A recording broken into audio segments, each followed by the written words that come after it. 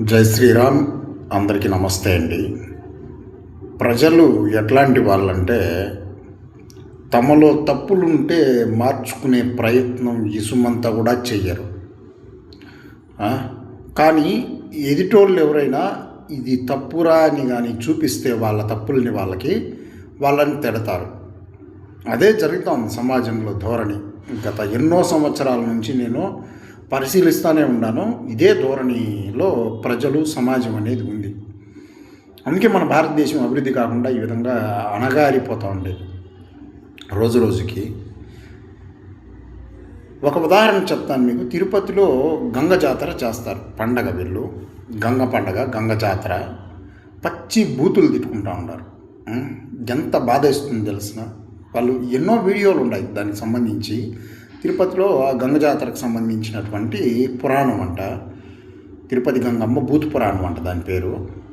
దాంట్లో పాలిగాడని ఒక దుష్టుడు ఉండేవాడంట, చెడ్డోడు.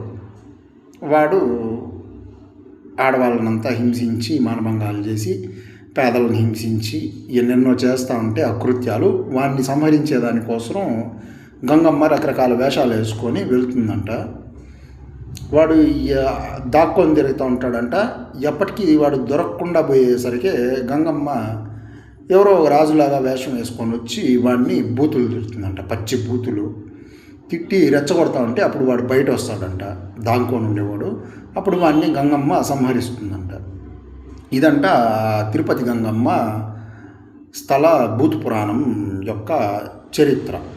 అందుకనేసి వీళ్ళు కూడా కొన్ని వందల సంవత్సరాల నుంచి అక్కడ గంగ జాతర పండగలు చేస్తూ ఉంటారు.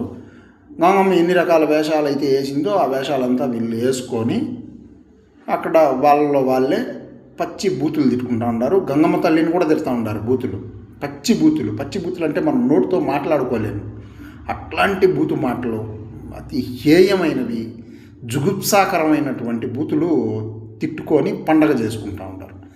దీన్ని చూసి వీడియోలు తీసుకొని ఇతర మతాల వాళ్ళు, క్రైస్తవులు, ముస్లింలు అనేవాళ్ళు మనల్ని అవహేళన చేస్తూ, జగతాళి చేస్తూ, మన మొహాల్లో కాండ్రించి తుపుక్కని ఉమ్మతా ఉన్నారు. ఈ హిందూ సంస్థలకి ఇట్లాంటివి కనపడలేదా? నేను అసలు గంగమ్మ దేవాలయాల్లో, గంగ జాతరలో జంతు బలులు చేయకూడదని ఎన్నో సంవత్సరాల నుంచి దీని గురించి మాట్లాడుతూనే ఉంటాను, జంతు బలులకు సంబంధించి. ఇది కాకుండా మళ్ళీ ఇదొకటి దరిద్రం. ఆలోచించండి, మాట్లాడండి ఇట్లాంటి విషయాల గురించి. సమస్యల పరిష్కారం కావాలి మనకి, సరేనా? సమస్యలు పెరగకూడదు.